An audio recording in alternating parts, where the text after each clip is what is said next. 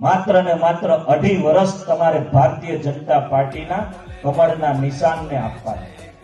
વીર બોલે નેહ બોલે કરે જે સૌના કામ વીર બોલે નેહ બોલે બોલે છે એક નામ વચન આપું છું કે જે કંઈ પણ કામો આપણા બાકી છે એ તમામ કામો હું રોડ રસ્તા હોય ડેમ હોય કૃષિલક્ષી નવી યોજનાઓ હોય એ બધા કામો પૂરા કરવા માટેના પ્રયત્ન કરીશ.